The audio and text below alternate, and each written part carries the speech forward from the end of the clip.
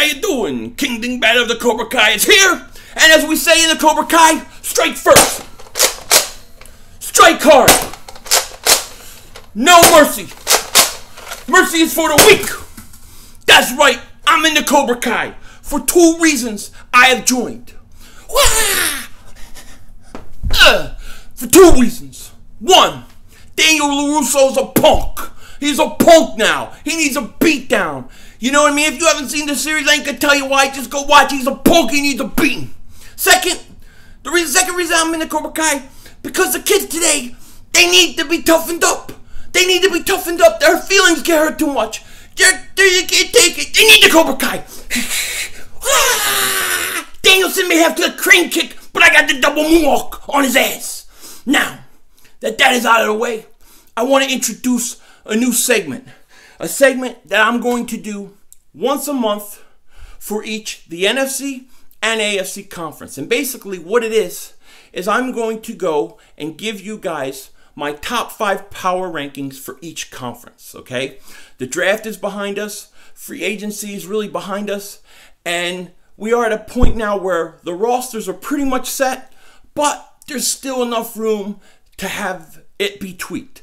You know, you have days like June 1st coming up, which is a salary cap day, a big salary cap day, because after that day, sometimes teams cut certain players and they can save more money. I don't know why it's set up at June 1st, but it is. And sometimes, you know, a good player after June 1st will get cut. So teams can get better. They can tweak their roster. So I'm going to do this power rankings for each conference once a month. We'll do it once a month, and we'll do top 5. If you want me to do top 10, let me know. If enough people want that, I will do a top 10.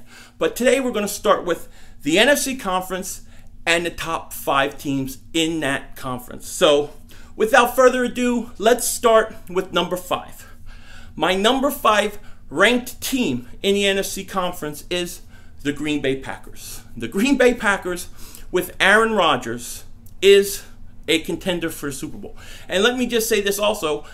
A top 5 team, any of the teams in the top 5 in each conference, I believe have a legitimate shot to come out of that conference and go to the Super Bowl. So the Packers with Aaron Rodgers are my number 5 team. They went out, they signed Jimmy Graham. He was the big signing that they had. I think Graham coming to Green Bay with Aaron Rodgers is a big deal. I think Seattle didn't always use him right. He was banged up and that kind of thing. And I think with Green Bay, he could be very, very dangerous. So the Green Bay Packers with Aaron Rodgers will always be a contender. They drafted, I thought they drafted pretty well, got some cornerbacks in the draft, and I think that their defense should be improved, and that's my number 5 team. The Green Bay Packers, primarily, let's face it, because Aaron Rodgers, to me, when healthy, is the best quarterback in the NFL right now. So Green Bay at number 5. Aaron Rodgers, he's always going to be a problem when he's healthy for other teams. The guy's a great, great quarterback.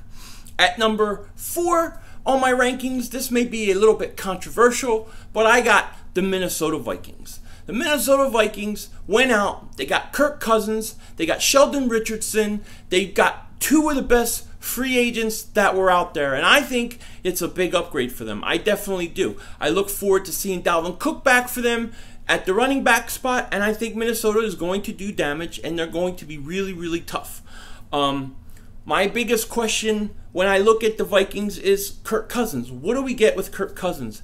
He was a bit streaky with the Redskins. You know, he had his ups, he had his downs, and I'm curious to see what he will be with the Minnesota Vikings. But Minnesota is much improved. They're a tough team, and like I said, any of these teams in the top 5 could come out of this conference. This is not meant to trash or make another team look bad. It's not that at all. It's just what I think and how I kind of see the NFC set up. But Minnesota is my number 4 team. So this takes me to my number 3 team. Now this number 3 team, I think, was the best matchup that could have gone up against the Philadelphia Eagles in the playoffs, and that is the New Orleans Saints. The New Orleans Saints are a good team, and they were really, really good, and they lost a playoff game that 99 out of 100 times that would never happen, that last final play of the game, and it did. Minnesota beat them on a last-second play that, look, is one of the great plays of history. New Orleans was on the other side of it, but that is a good team. And they've only gotten better with the additions of, I think they had Ben Watson at tight end. They bolstered their offensive line. They re-signed Drew Brees. They brought in Patrick Robinson back for that secondary. They had him last, the Eagles had him last year and lost him to the Saints, who will be a slot corner, and he'll do a very good job. Then they have Lattimore. They have Kamara. They are stacked. This is a team that has also played a whole year together with the majority of the players coming back. I think the New Orleans Saints are going to be really, really, really tough, and they are my number 3 team in the NFC. Now, number 2 is very interesting, because if you just took a team and looked at them on paper, and you looked at all the big names, and you looked at all the talent, this team, the Los Angeles Rams, would be number 1 on the list. They shouldn't lose to anybody. They should win every game, because when you look at them on paper, they are stacked. They are stacked. Marcus Peters, Aqib Talib, Dominic Sue. I mean, they got guys everywhere. And you know what? They're going to be really tough. There's no doubt about it. But sometimes, just because you have the best team on paper doesn't mean that you have the best team when you're on the field. Sometimes having that much talent, it takes a while to gel. It takes a while to come together. And that's why I have the Rams at number 2. I think that they're going to be so talented, they're going to win a lot of games and be really tough. And as a football fan, I can't wait to watch them play football. I think it's going to be fun. I mean, they're stacked. And I think that they're a very fascinating team. So the Rams, they got a lot of talent, and I have them at my number 2 spot, mainly because the guys haven't played together yet. It takes a while to gel sometimes, and we're going to see. But on paper, the Rams are definitely the most talented team in the league, I think. So on my power rankings, they're number 2, and that takes us to number 1. The number 1 team in the NFC, as we sit here in May, right now, I have the Philadelphia Eagles.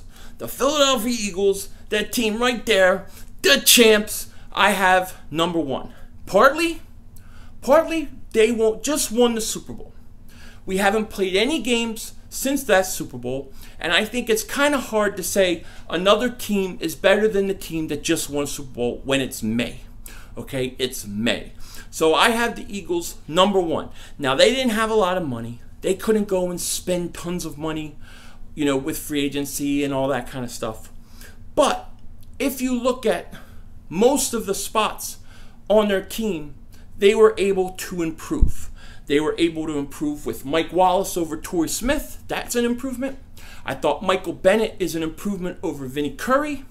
And I think that when you look at Dallas Goedert, getting him in a second round, I think is a legitimate, at least even as Trey Burton, at least call that even. I think the slot corner is still a bit of a question, and hopefully with the addition of Sidney Jones back, the corners will be okay. But that's just the thing with the Eagles. They didn't go out and spend tons of money. But when you think about the amount of guys that they had hurt, injured, that weren't in the playoffs, that weren't in the Super Bowl, that are coming back, they are going to get a huge infusion of talent. They're going to get Jason Peters back. They're going to get the MVP of the league, Carson Wentz, back. They are going to get Jordan Hicks back. They're going to get Darren Sproles back, who gives them another dimension that they didn't have on offense last year. This team, if healthy, is still one of the best teams in the league, and they've played together and they've won together. So right now, I have the Eagles number 1 in the NFC rankings for the month of May. Could it change in June? Sure can. After June 1st, a lot of things can happen. We'll have to see. But the review, my top 5 teams in the NFC are the Philadelphia Eagles, the Los Angeles Rams, the New Orleans Saints, number 4, the Minnesota Vikings, and number 5, the Green Bay Packers. Now, if you'd like me to do maybe a top 10 instead of a top 5, let me know for next month and I'll do that. I'm still working on my AFC video. That will hopefully be out either tonight or tomorrow. I got a lot of videos coming out. I got another movie classic. I got other video. So I got 3 or 4 videos I'm working on all at one time. And I'll try to get that AFC out no later than tomorrow. But as far as my top 5 NFC Conference power rankings, this is it. And we'll see what happens. I'd like to know your opinion, what you think your top 5 teams in the NFC are right now as we sit today. And be sure to let me know in the comment section. I look forward to reading it. With that said, take care. Talk to you later. And don't be a dingbat.